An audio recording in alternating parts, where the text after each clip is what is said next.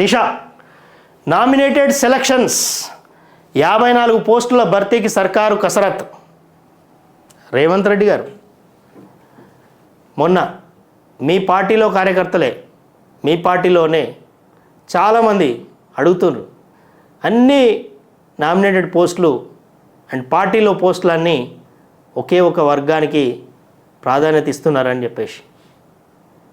ఖమ్మంలో ప్రతి జిల్లా అధ్యక్షుడు కావచ్చు, మండల అధ్యక్షుడు కావచ్చు, చాలామంది ఒకే వర్గానికి ఇస్తున్నారని చెప్పేసి కార్యకర్తలు అంటున్నారు అండ్ బయట వాళ్ళు కూడా అంటున్నారు. కొద్దిగా సామాజిక న్యాయం పాటించాలని అందరూ అడుగుతున్నారు, లేకపోతే మళ్ళీ దెబ్బ మీకే. సో కాబట్టి ఇక్కడ కూడా అంటే మీరు ఇచ్చిన వాగ్దానం అన్ని ఈబీసీ వాళ్ళకు కూడా కార్పొరేషన్స్ పెడతా అని చెప్పేసి అన్నారు. సో 54 పోస్టుల భర్తీకి సర్కారు కసరత్తు. స్థానికంపై ఫోకస్, 70% ఓట్లు కాంగ్రెస్ లక్ష్యం. పార్టీ గ్రాఫ్ను ఫిక్స్ చేసిన టీపీసీసీ, మంత్రులు, ఎంపీలు, ఎమ్మెల్యేలకు కొత్త టాస్క్. సో గ్రామ పంచాయతీ ఎలక్షన్స్ ఏమైనాయి? రేవంత్ రెడ్డి గారు పోస్ట్పోన్ చేశారట కదా. ఎందుకు అంటే మీకు మీ గ్రాఫ్ పడిపోయిందా, లేకపోతే మీరు ఇచ్చిన హామీలు నెరవేర్చలేక వెనకడుగేస్తుర్రా? ఇప్పుడే ఎలక్షన్స్ పెడితే ఉన్నాయని పోతాయనా? ఎందుకు జరుగుతోంది? పంచాయతీ ఎలక్షన్స్ తొందరగా పెట్టాలి. తొందరగా పెడితేనే అర్థమవుతుంది ప్రజలు మీ మీద ఎంత కోపంగా ఉన్నారు, మీకు ఎలాంటి తీర్పు వస్తుందో అర్థమవుతుంది.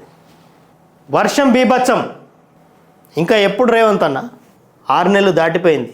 6 నెలలు అని ఒక్క చినుకు పడితే హైదరాబాద్ మొత్తం అట్లయిపోతుందా? డ్రైన్ వాటర్ వ్యవస్థని రూపకల్పన చేసిరు, ఆల్రెడీ పేపర్ల మీద ఉన్నాయి.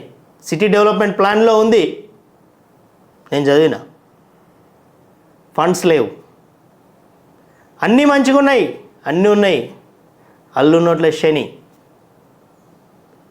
అన్ని రిపోర్ట్స్ ఉన్నాయి, కానీ డబ్బులు లేవు. కానీ ఉచిత వాగ్దానాలు, తీర్చలేని వరాలు అన్నీ ఇస్తారు. కావాల్సినవి చేయండి రేవంత్ గారు. నిర్మల్ మెదక్ జిల్లాలో పిడుగుపాటు, 4 మృతి, పలుచోట్ల ఆస్తి నష్టం. సిటీలోనూ దంచికొట్టిన వాన, భారీగా ట్రాఫిక్ జామ్. అంత కొట్టిందా?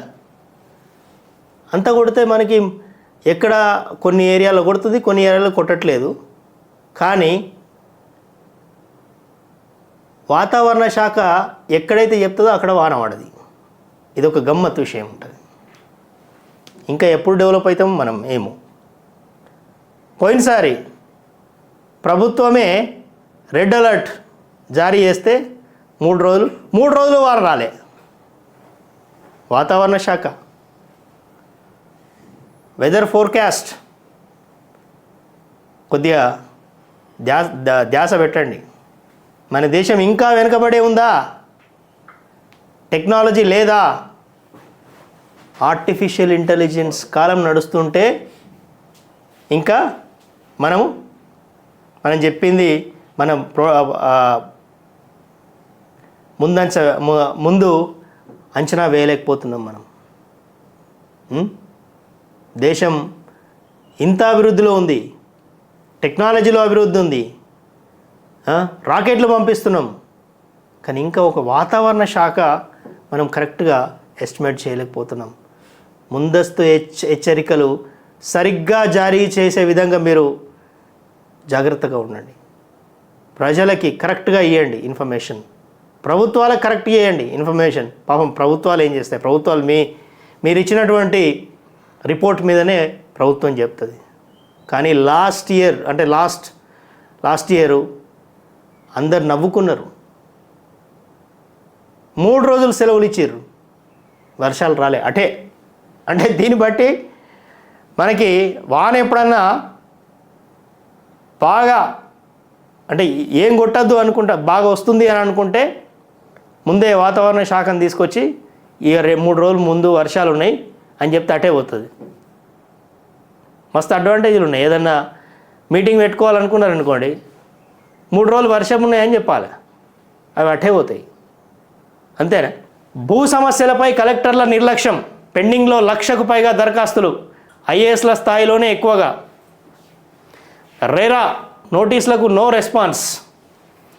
ధరణి ఇంకా ఎప్పుడు కరెక్ట్ చేస్తారు రేవంత్ రెడ్డి గారు? ప్రజలు వెయిట్ చేస్తున్నారు. అయ్యో, KTR resign please. Social media వేదికగా బీఆర్ఎస్ కార్యకర్తల డిమాండ్. చేస్తారా? ఎవరికి ఇస్తారు?